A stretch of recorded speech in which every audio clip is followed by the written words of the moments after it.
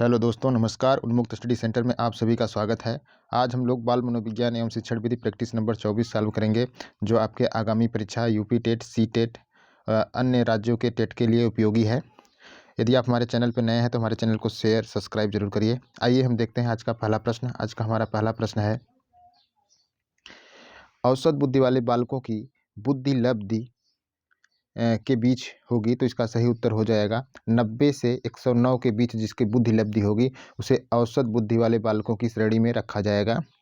आइए हम इस प्रश्न की व्याख्या देख लेते हैं। साइमे विनय परीक्षण का प्रयोग करके मनोवैज्ञानिक टर्मन ने वर्ष 1916 में बुद्धि लब्धि के वितरण की तालिका तैयार की। किसने तैयार किया? टर्मन ने 1916 में, ठीक है। और किस परीक्षण का प्रयोग किया था? साइमन विनय परीक्षण का, ठीक है। 130 से अधिक जिसकी बुद्धि लब्धि है उसे प्रतिभाशाली श्रेणी में रखा जाता है, और 121 से 130 के मध्य जिसका है उसे प्रखर बुद्धि में रखा जाता है। 111 से 120 की श्रेणी में जो है वह तीव्र बुद्धि में रखा जाता है। जो 91 से 110 के बीच में है उसे सामान्य बुद्धि में रखा जाता है। जो 91 से 90 के मध्य है वह मंद बुद्धि में रखा जाता है। जो 70 से 80 के बुद्धि लब्धि है जिसकी, उसे अल्प बुद्धि में रखा जाता है। जो जिसका 71 से कम है उसे जड़ बुद्धि में रखा जाता है, ठीक है। आइए बढ़ते हैं आगे। अगला हमारा प्रश्न है, बंडूरा का कथन है कि बच्चे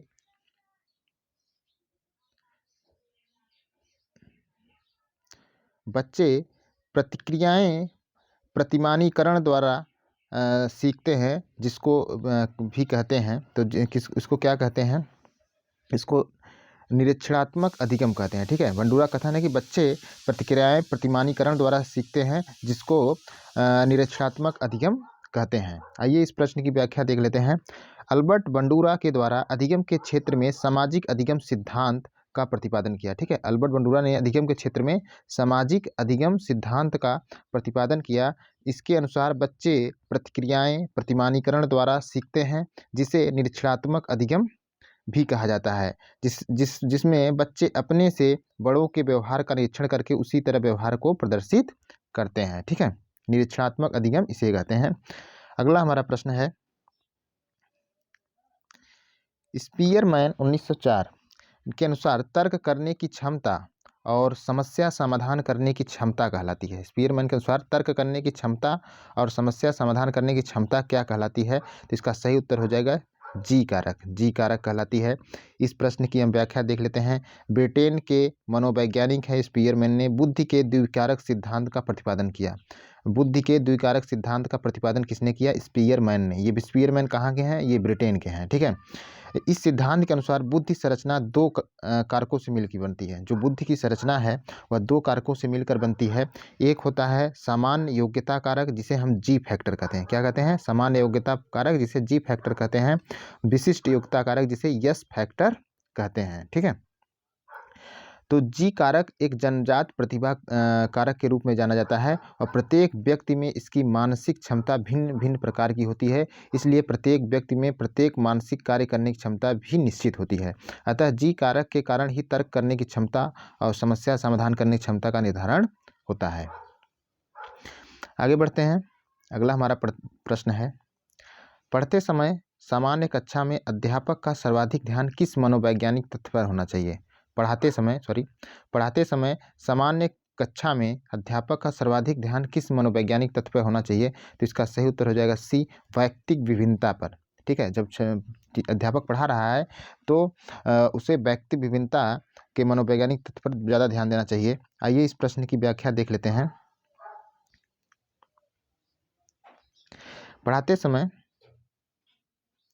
पढ़ाते समय सामान्य कक्षा में शिक्षक को सर्वाधिक ध्यान कक्षा में बैठे बालकों के वैयक्तिक भिन्नता पर ध्यान देना चाहिए, क्योंकि सभी बालकों में बुद्धि क्षमता का स्तर अलग अलग होता है।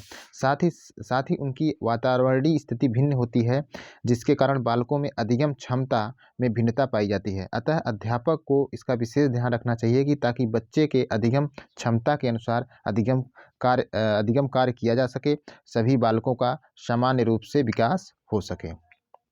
आगे बढ़ते हैं। अगला हमारा प्रश्न है, अधिगम हस्तांतरण के द्वितत्व सिद्धांत के प्रवर्तक थे। तो इसका सही उत्तर हो जाएगा स्पीयरमैन। स्पीयरमैन जो है अधिगम स्थानांतरण के द्वितत्व सिद्धांत के प्रवर्तक थे। आइए इस प्रश्न की व्याख्या देख लेते हैं। अधिगम स्थानांतरण के द्वितत्व सिद्धांत का प्रतिपादन ब्रिटेन के मनोवैज्ञानिक स्पीयरमैन ने किया। स्पीयरमैन के अनुसार बुद्धि संरचना के दो तत्व होते हैं, सामान्य योग्यता कारक जी फैक्टर, दूसरा होगा विशिष्ट योग्यता कारक। आमतौर पर जीवन में समानता बुद्धि का ही उपयोग किया जाता है। जहां एक विशिष्ट बुद्धि का प्रश्न है वह हर व्यक्ति में भिन्न प्रकार की होती है। स्पीयरमैन के अनुसार अधिगम स्थानांतरण विशिष्ट योग्यता में न होकर सामान्य योग्यता में होता है। आगे बढ़ते हैं। अगला हमारा प्रश्न है, सीखी हुई बात को स्मरण रखने पुनः स्मरण करने की असफलता क्या कहलाती है?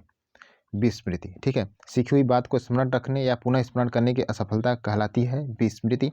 इस प्रश्न की व्याख्या देख लेते हैं हम। सीखी हुई बात को स्मरण रखने या पुनः स्मरण करने की असफलता विस्मृत कहलाती है। विस्मृत का तात्पर्य भूलना होता है, जिसमें कोई तथ्य याद नहीं हो पाता है। इस दोष को विस्मृति कहते हैं। आगे बढ़ते हैं। अगला हमारा प्रश्न है, व्यक्ति में उन मनोशारीरिक अवस्थाओं का गतिशील संगठन जो उसके पर्यावरण के साथ अद्वितीय सामंजस्य से निर्धारित करता है कहलाता क्या है? व्यक्ति में उन मनोशारीरिक अवस्थाओं का गतिशील संगठन जो उसके पर्यावरण के साथ अद्वितीय सामंजस्य निर्धारित करता है क्या कहलाता है? तो ये व्यक्तित्व कहलाता है। इस प्रश्न की व्याख्या देख लेते हैं। अल्पोर्ट, किसने? अल्पोर्ट के अनुसार व्यक्तित्व व्यक्ति में उन मनोशारीरिक अवस्थाओं का गतिशील संगठन है जो उसके पर्यावरण के साथ उसका अद्वितीय सामंजस्य निर्धारित करता है। अर्थात व्यक्तित्व की प्रकृति संगठनात्मक तथा गत्यात्मक है। व्यक्तित्व में मानसिक तथा शारीरिक दोनों ही प्रकार के गुण समाहित रहते हैं तथा व्यक्तित्व वातावरण के साथ समायोजन से अभिलक्षित होता है। आगे बढ़ते हैं। अगला हमारा प्रश्न है, सामान्य पुरुष में XY गुणसूत्र होते हैं जबकि सामान्य महिलाओं में कौन सा गुणसूत्र होगा? तो इसका सही उत्तर ए हो जाएगा, XX गुणसूत्र। ठीक है। अगला हमारा प्रश्न है, प्राप्तांकों के समूह का वह बिंदु जिसके नीचे समूह के आधे प्राप्तांक और जिसके ऊपर समूह के आधे प्राप्तांक होते हैं क्या कहलाता है? तो ये आपका इसका सही उत्तर सी हो जाएगा, मध्यांक कहलाता है। आगे बढ़ते हैं। अगला हमारा प्रश्न है, आवृत्ति वितरण को रेखाचित्र द्वारा प्रदर्शित करने की विधियों में से एक है। इसका सही उत्तर हो जाएगा स्तंभाकृति। स्तंभा जो कृति है आवृत्ति वितरण को रेखाचित्र द्वारा प्रदर्शित करने की विधियों में से एक है। इस प्रश्न की व्याख्या देख लेते हैं।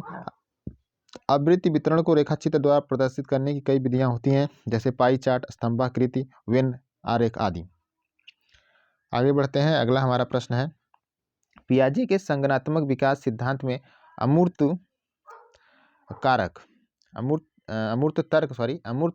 परिपक्व नैतिक चिंतन किस अवस्था की विशेषता है? पियाजे के संज्ञानात्मक विकास के सिद्धांत में अमूर्त तर्क एवं परिपक्व नैतिक चिंतन किस अवस्था की विशेषता है? तो इसका सही उत्तर हो जाएगा सी, औपचारिक संक्रिया अवस्था। ठीक है, अमूर्त तर्क और परिपक्व नैतिक जो चिंतन है वह औपचारिक संक्रियात्मक अवस्था की विशेषता है।